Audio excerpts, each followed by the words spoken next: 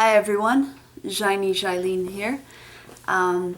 So I thought I'd give you guys an update on how things are going as far as the dating, because there have been some updates since I last talked to you guys.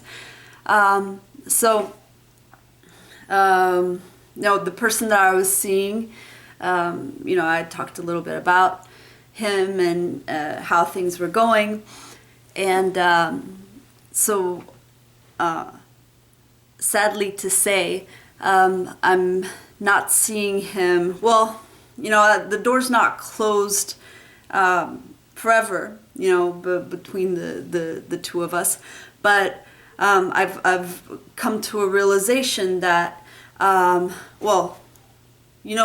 was being authentic about, where I was coming from as far as Podler, that I was committed to it. And so anyone that, was would be in a relationship with me would have to be supportive and sort of understand that, this is kind of a journey of a fellow seeker, and be down for, going and challenging themselves and continually growing. Because as you guys know, being around, Podler, being around the awesome influence of Coach, you can't help but quasi-death. And that's, something that I've grown to really, love and crave, really, that constant process of quasi-deathing, and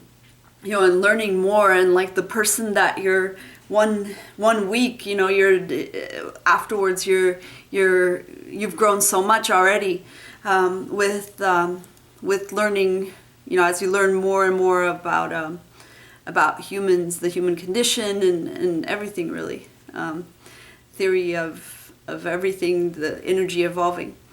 You keep learning more and more, and so that brought up in our relationship with the person I was seeing, it's a constant thing of are you really a seeker, because that's what I am. I'm that's what drives me, is to seek to know more, to understand more, to be better, to contribute more. That thought is on my mind all the time.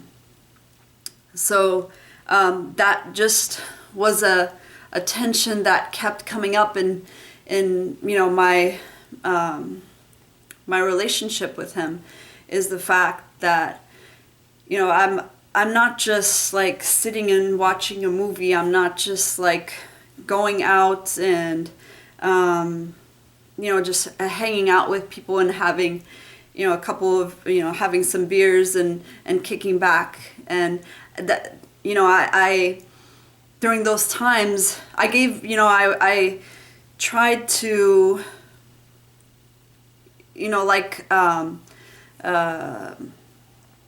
go along with that a couple of times, because I was like, well, if he's trying to learn more and to grow, then let me give back a little bit too, let me not just be totally like, no, it's my way or the highway. Let me give this a try. But it was I have to admit, it was really hard for me to just go and just do stuff with other people that weren't Podler, that weren't talking about people's mojos and what was happening in the world and the stories. And because even out when we go with the Podler team, when we go out for in the phase 2, now once the book's published, we're going to be going out to lots of different places and having a lot of fun, but it's always all going to be within the context of a mission, you know, like talking to people, telling them about this. You know, I'm not just like driving down, you know, to the beach, or I'm not just at the beach, like just hanging out and you know, like mindlessly, you know. I'm actually there to talk to this, you know, great person that can help us get the, you know, put the algorithm into like like to create software or something, you know, just like someone who's key to the project, or like just anyone, like telling them about Mojo and they actually want to learn. And you know, so like even when I have my fantasies of like being like, you know, doing adventures, like going skydiving or, you know, anything like that, it would be going skydiving while, you know, that, because that was the only way that I could talk to Richard Branson about Podlair, you know. And it's like, he's like, okay, let's go skydiving, and you can you know, you have like 10 minutes to pitch me on it. And then that is appealing to me, you know. I'd go skydiving for that, but it's all within the context of getting this done, you know, of getting the word out there, of going on the mission of like the greatest game ever, which is Podlair.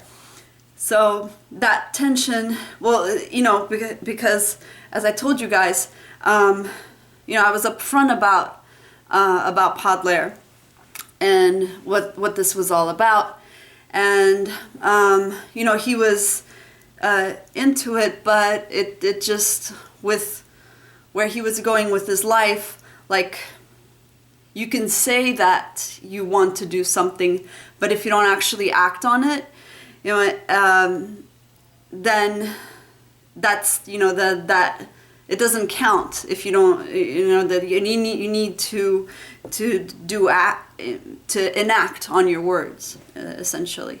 And that wasn't happening. And of course, because there's not a day, not a second that goes by that I'm not thinking about it and not trying to move forward, then it just became like a constant tension. And do you mind talking a bit about two things perhaps that might help clarify? Mm-hmm.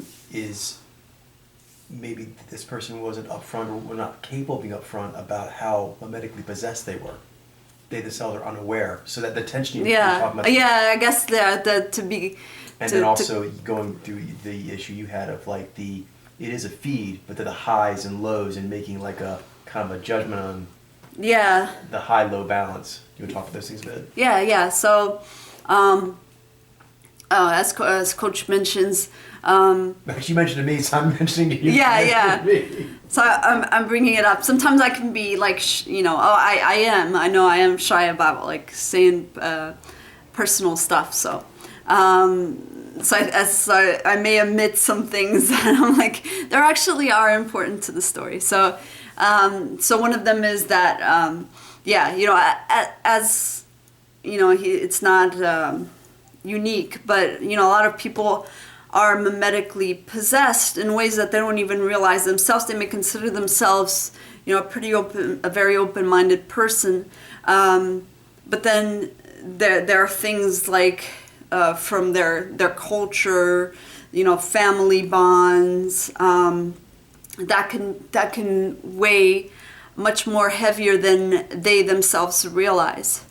And only when you're challenged on it, you know, well, only when you're challenged on your way and to actually really be open-minded and actually consciously seek the truth and live by the truth, then people, when they're pushed with that reality, or you know, of things, that's where you see the how possessed they are by memes, by certain memes, how much of a hold they have on them, how willing they are to fight it, and how hard they're willing to fight it.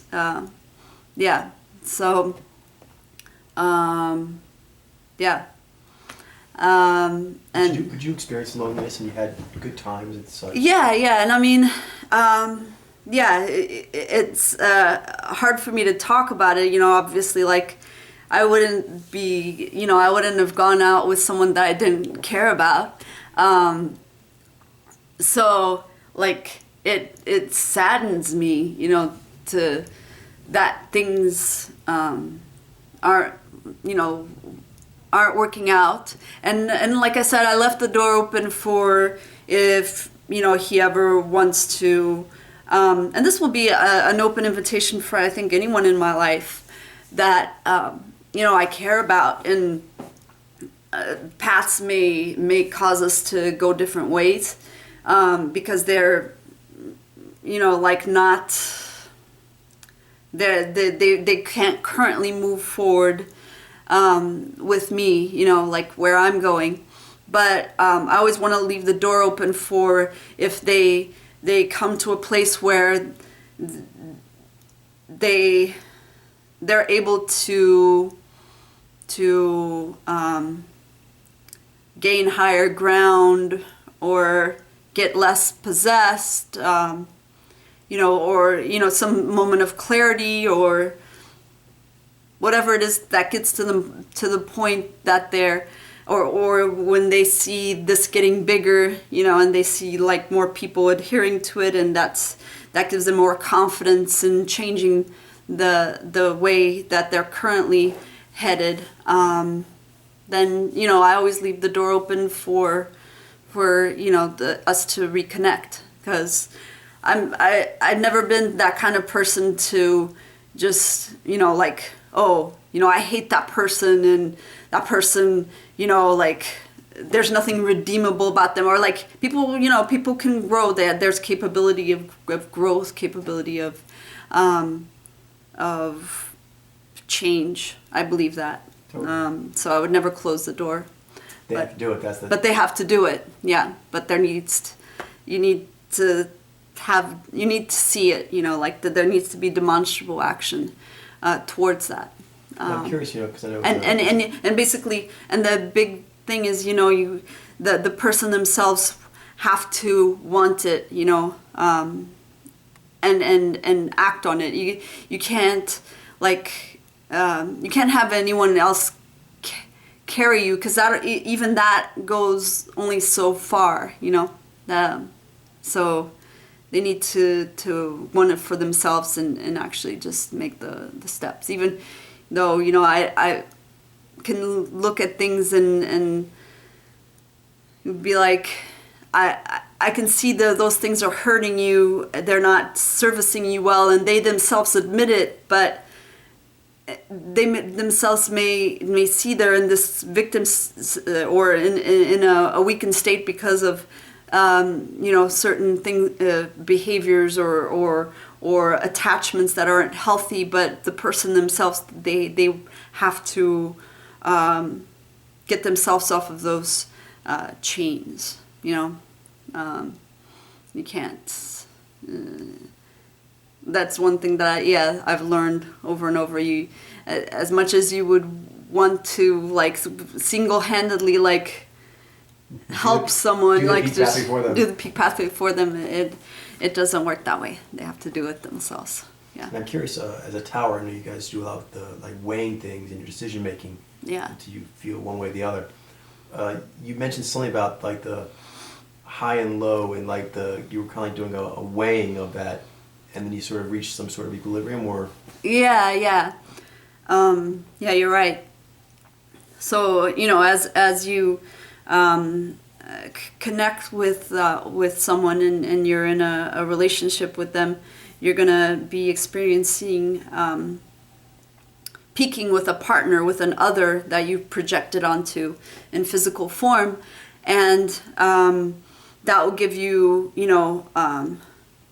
those peaking experiences with a real other will be, as you guys, anyone who's been in a relationship or been in a romantic relationship with anyone or attracted, whatever, there's a rush that goes along with it, a ride along with the peaking ride, and if you have good synchronous peaking and it's healthy, then it'll be like the highest ride you've ever rush and ride you've ever experienced, and you want to keep doing it, and both of you grow and keep peaking and bringing one another up to their highest form.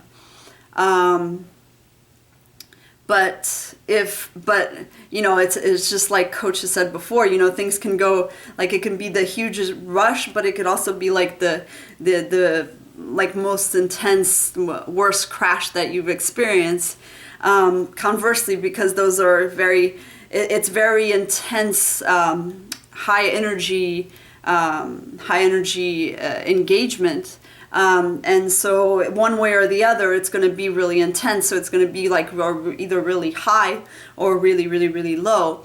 You know, you can't always guarantee that a relationship will be highs the whole way. You know, you may have like, you may have swings where, you know, you have a period of intense growth together, and you're both elevating and it's peaking and it's a huge rush, but then something you know, it comes along and then it destabilizes the dynamics and it can cause a dip or a crash, but you may come back up. So it's not just like static the way that works, but that's something that you have to weigh, is how much of a rush you get from connecting with this person versus like any like drops or crashes that you're experiencing. And if you start experiencing more crashing than the rush you get, then it's at some point you need to reconsider, well, one, assess like why that's happening, but is it fixable?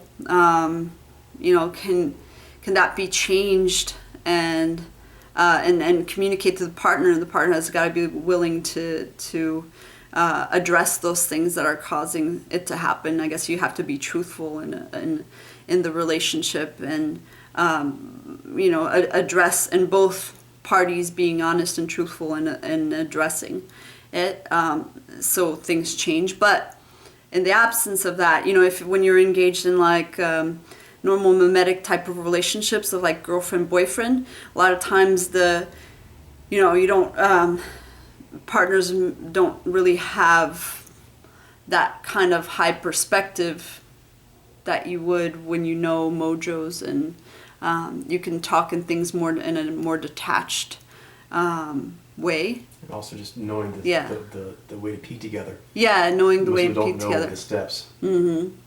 So it's hard to talk about, you know, like things in that way when the other person doesn't know the language of mojo. And so then at some point you're faced with you know, the crashes outweigh the peaks, and you know, this is not working. And if there's an inability to communicate and address those issues that are causing these patterns of crashes, then it might just not be a workable relationship, you know. At least not at that time. Yeah, at least not at that time. Exactly. So, yeah, what do you think? Do you have any wonderful. Other things? Yeah. So that's where I'm at. Kind of sad a little bit, but well, I am sad, but you know, the journey continues, and tomorrow's a new day, and I'm very excited about Podlair, and about going out there and talking to people about Podlair, and getting more people connected into their innate, like their story, and what their soul is, and what other people's souls are, and how people can communicate with one another in that way. So that's a very exciting prospect to me, and so I'm I'm stoked about going out there and meeting people. And again, doors are never closed, so we'll see how the journey progresses. There's always life is movement. So we'll keep going and keep moving forward. So till next time, guys, good to talk to you, and hope all is well. Bye.